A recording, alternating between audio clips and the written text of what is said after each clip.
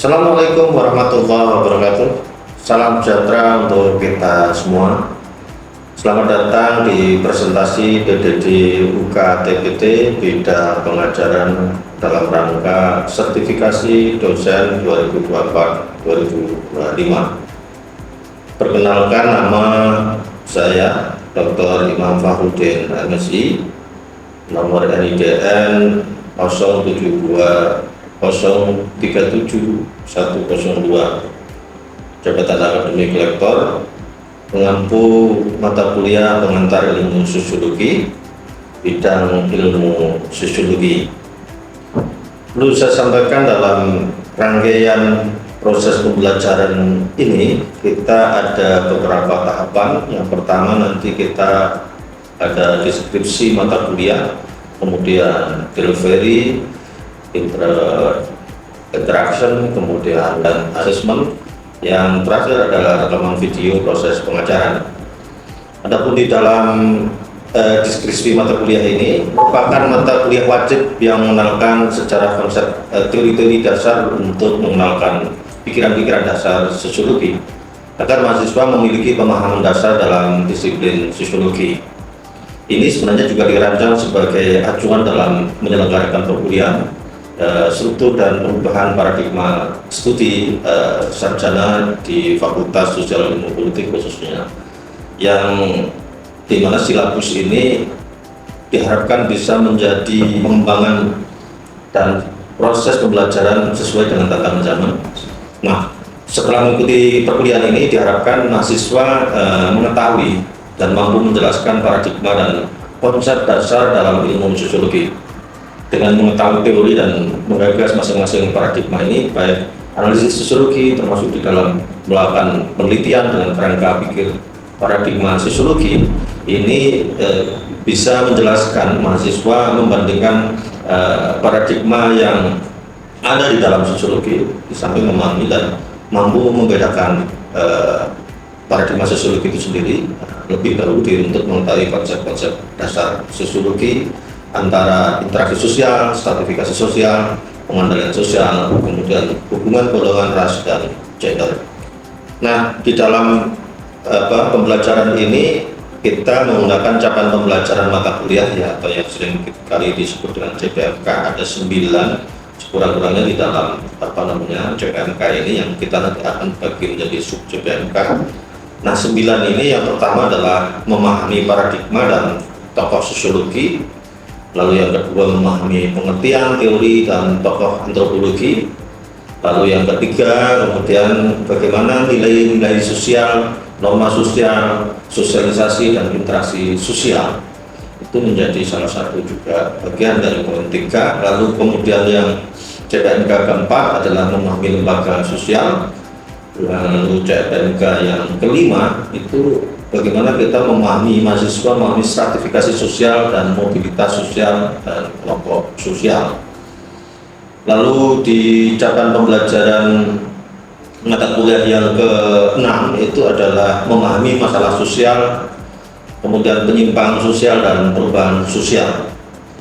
Lalu di CPNK yang nomor 7 itu bagaimana mahasiswa memahami makhluk manusia dan kepribadiannya di antara makhluk yang lainnya. Lalu yang ke-8 memahami masyarakat dan kebudayaan. Yang ke-9 bagaimana memahami masalah sosial dalam bidang kebijakan publik. Nah, tentu yang berikutnya adalah asesmen. Jadi di mana nanti kita ada asesmen sistem penilaian, di mana komponen penilaian itu nanti kita bagi menjadi 3. Jadi komponen yang pertama nanti kita akan pakai namanya UAS, kemudian yang kedua adalah UTS, dan berikutnya adalah tugas gitu ya.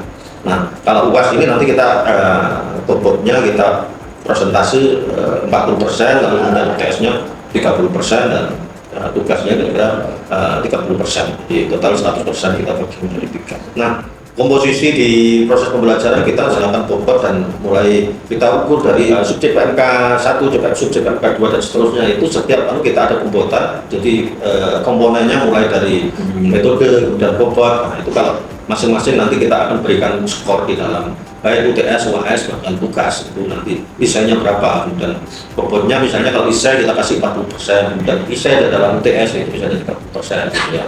Nah kalau misalnya tugas-tugas inovasi itu nanti kita kasih 10%. Dan nah, kita menggunakan beberapa referensi dari buku ajar itu, di mana di situ ada bukunya Kunjungan Tenra, pengantar antropologi gitu kan, kemudian ada Kunjungan Tenra tentang pengantar antropologi dan pokok-pokok etnografi ya. Kemudian ada juga beberapa penekeksi itu di EWA tahun 2019 itu tentang Sociology of Immigration, itu juga tentang bagaimana kemudian pengantar sosiologi sendiri itu yang jadi itu adalah satu pengantar di mana buku yang sering diterbitkan oleh Sukamto gitu, dan beberapa pengantar sosiologi yang lain ya, termasuk yang diterbitkan dari beberapa lembaga seperti LPDKS dan seterusnya. Nah, selanjutnya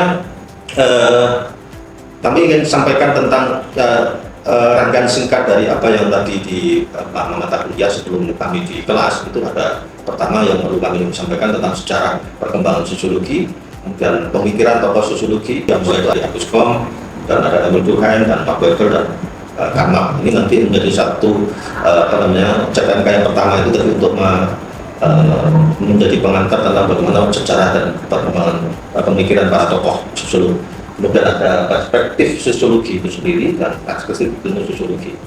Nah, bagaimana kemudian peran dan manfaatnya nanti kita akan coba mulai dari sejarah perkembangan sosiologi. Di abad 19 itu merupakan awal perkembangan sosiologi, di mana diawali dengan revolusi Prancis, kemudian ada revolusi industri di Inggris gitu ya. Kalau revolusi Prancis ini merupakan satu proses di mana terjadinya monarki absolut untuk menuju di konsep demokrasi. Sebelum demokrasi itu memang terjadi satu monarki absolut. Begitu juga di Inggris itu masih terjadi kapitalisme di sana. Dan untuk menuju proses demokrasi itu memang melahirkan satu kekacauan dan kemiskinan yang dan bahkan kriminalitas di sana. Ini merupakan satu proses sejarah perkembangan sosiologi di mana perubahan sosial terjadi akibat revolusi yang menimbulkan masalah-masalah sosial, sehingga ini menjadi krisis sosial. Nah, itulah kemudian melahirkan ilmu pengetahuan yang ada di masyarakat dan termasuk melahirkan krisis. Maka pada tahun 1838 ya, sekitar 1838 muncullah sosiologi dalam buku karangan Agus Kom, itu yang berjudul Course the Philosophy Positif, itu yang dalam ilmu sosiologi yang dicetuskan oleh Agus Kom menjadi beberapa referensi dalam ilmu literatur sosiologi. Jadi kalau disederhanakan gitu, kira-kira sosiologi itu kan bahasa Latin ya, yang artinya kawan, kemudian logos itu bahasa Yunani, karena itu bicara jadi mendorong bagaimana masyarakat dan kemudian khususnya mulai proses pembelajaran itu kita bisa melatih bicara tentang ilmu pengetahuan gitu ya. Nah, kemudian kelahiran sosiologi ini kalau kita lihat dari beberapa perkembangan ini, selain melahirkan krisis sosial di masyarakat, ini ada beberapa pendapat atau literatur yang menyampaikan bahwa perubahan di sosiologi barat itu mulai dari kapitalisme akhir abad 19, kemudian ada perubahan sosial politik dan reformasi agama yang dimulai dari Martin Luther gitu ya, kemudian meningkatnya individualisme, masuk akhirnya ilmu pengetahuan modern yang di Prancis itu ya. Dan juga perkembangan kepercayaan pada diri sendiri dan revolusi industri yang tadi masuk di abad 18 termasuk revolusi di Prancis. Ini merupakan rangkaian. Nah, tentu untuk mengawali ini yang perlu menjadi basic bagi proses pembelajaran ini ada paradigma dan definisi sosial. Jadi ada paradigma sosial dan definisi sosial.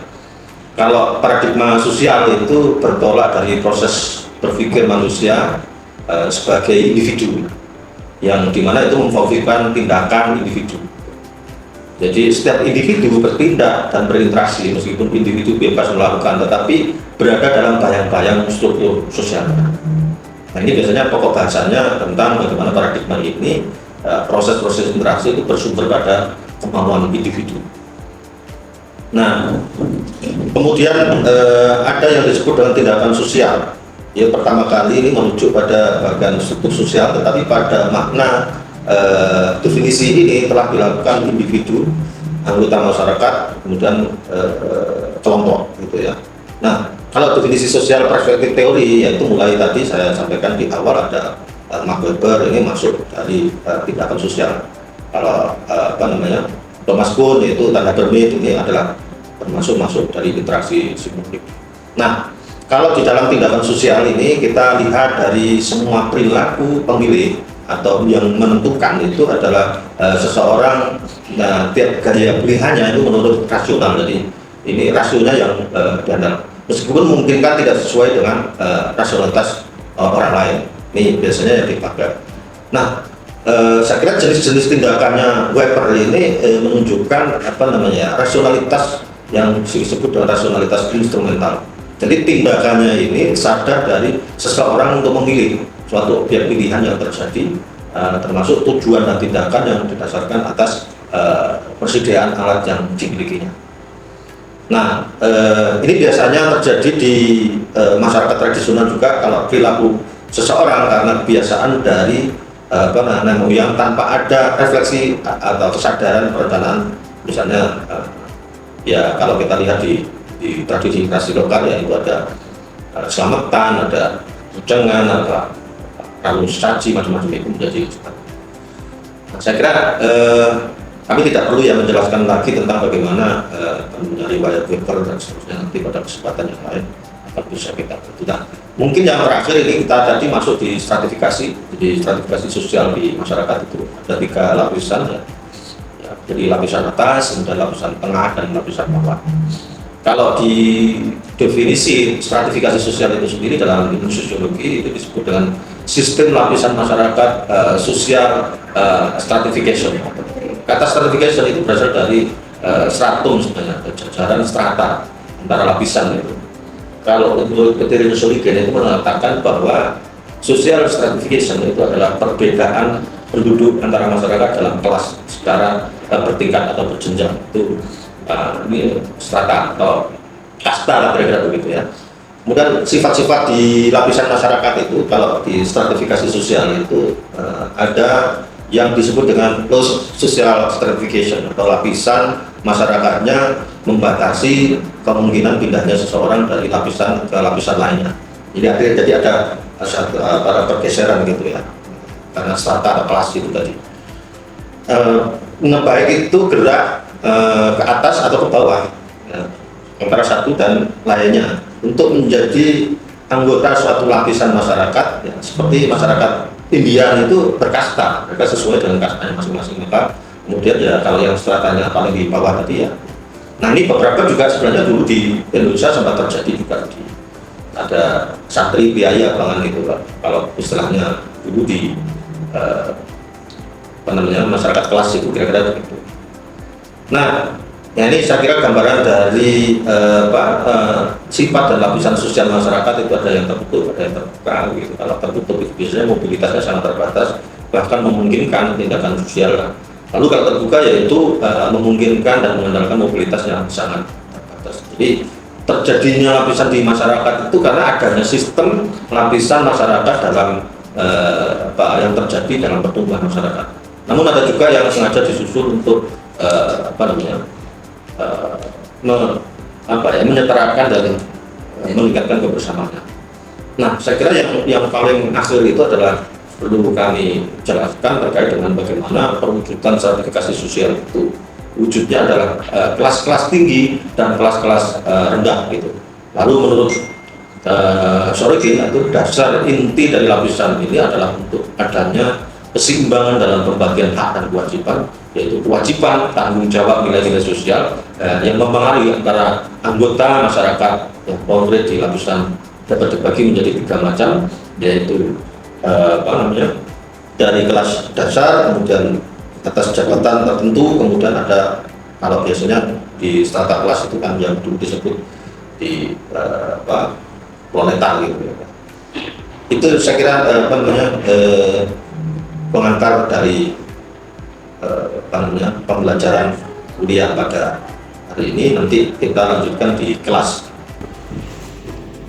Oke, Assalamualaikum warahmatullahi wabarakatuh.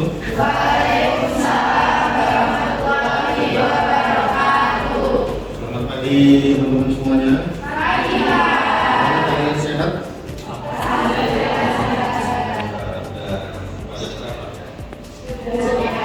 Oke. Baik, mata kuliah hari ini sebagaimana pertemuan sebelumnya bahwa sesuai dengan RPS yang sudah disosialisasikan sebelumnya, bahwa pengantar ilmu psikologi ini terlihat dari beberapa dimensi kebijakan sosial. Yang pertama, sebagaimana kita tahu bahwa perlu kita memahami tentang perspektif sosial. Nah, kalau di dalam perspektif sosial itu di dalamnya namanya adalah sosiologi. Kalau kita bicara tentang pokok bahasan dan konsep dasar sosiologi ini seperti yang kita tahu, ada 6 konsep dasar sosiologi.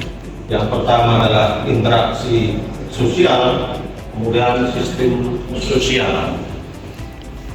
Apa itu interaksi sosial dan sistem sosial? Teman-teman perlu melihat lebih jauh. Nanti ini akan saya lunasin dulu sampai pada 6 poin yang berikutnya adalah struktur sosial dan institusi sosial dan sosialisasi itu sendiri dan status dan peranannya seperti apa. Nah, teman-teman, kalau kita lihat masing-masing definisi itu akan menjelaskan paling tidak dalam beberapa pertemuan. Di pertemuan pertama itu nanti kita akan melihat mempelajari tentang sejarah perkembangan sosiologi itu sendiri, kemudian bagaimana pemikiran tokoh sosiologi itu nanti juga perlu menjadi bagian. Nanti kita juga jelaskan bagaimana pemikir sebelumnya atau yang mendasari di awal, kalau bahasanya itu mbahnya sosiologi. Itu di mana di situ ada Agus Kom, kemudian Emil Durkheim, ya, ada Max Weber, ada Karl Marx. Saya kira menjadi satu kelaziman setiap orang belajar tentang ilmu sosiologi itu pasti secara dasar pemikiran dan secara pemikirannya itu kita harus.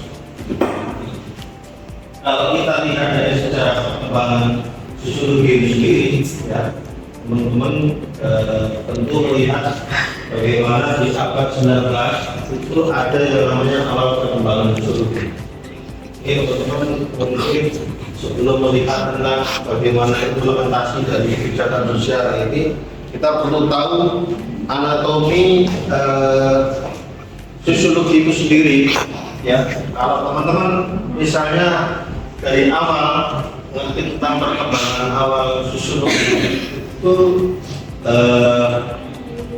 revolusi Prancis, ada beberapa yang dulu sudah pernah kita awali memahami tentang revolusi Prancis, kemudian ada revolusi industri di Inggris.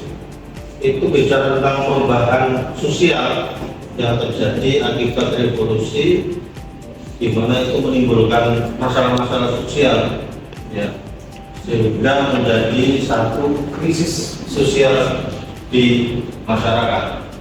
Nah, kalau kita melihat dinamika atau kondisi sosial, contoh yang paling sederhana di hari ini, teman-teman mungkin khususnya yang tempat tinggalnya di wilayah zona dekat dengan tempat-tempat industri atau pabrik gitu ya. Mungkin kalau di Kediri ini yang terdekat sekarang ada pabrik rokok ya di Bidang ini, untuk tahu ya, di Bidang Barat. Itu kalau di zaman dulu itu ada di revolusi industri itu terjadi sebuah kesenjangan karena dia memposisikan karyawan itu adalah sebagai buruh. Nah, itu yang kemudian melakukan eksploitasi karena dia merasa menjadi investor, yang menjadi pemilik, menjadi owner, sehingga kemudian strata buruh itu menjadi rendah. Jadi dia itu hanya diberikan upah, bahkan dulu pada saat sebelum masa penjajahan sampai kemudian penjajahan itu masyarakat itu dikhususkan sebagai rodi atau bahkan menggunakan sistem penjajahan rumusan. Nah ini di abad ke-19 itu menjadi nilai kritik sosial. Maka kemudian kalau kita lihat di tahun 1938 itu muncullah sosiologi ya, yang dikarang oleh tadi Agus Kom, itu adalah mbahnya sosiolog atau yang sering disebut psikolog. Dia mengartikan sosiologi itu dalam bahasa Latinnya sosius, itu adalah kawan. Kemudian logos itu dalam bahasa Yunani bicara. Kemudian dengan adanya eksploitasi terhadap posisi perusahaan dengan buruh, dengan karyawan itu karena tidak imbang antara hak dan kewajibannya, maka apa yang mesti dilakukan? Mereka memberikan satu edukasi bahwa belajar sosiologi itu melatih kita itu menjadi kawan dan bicara. Di bicara itu ya ngomong atau bahasa lainnya kritis. Maka kemudian objek kajian sosiologi itu yang ditekankan adalah hubungan sosial atau interaksi sosial. Itu interaksi, memahami ya interaksi itu ya kayak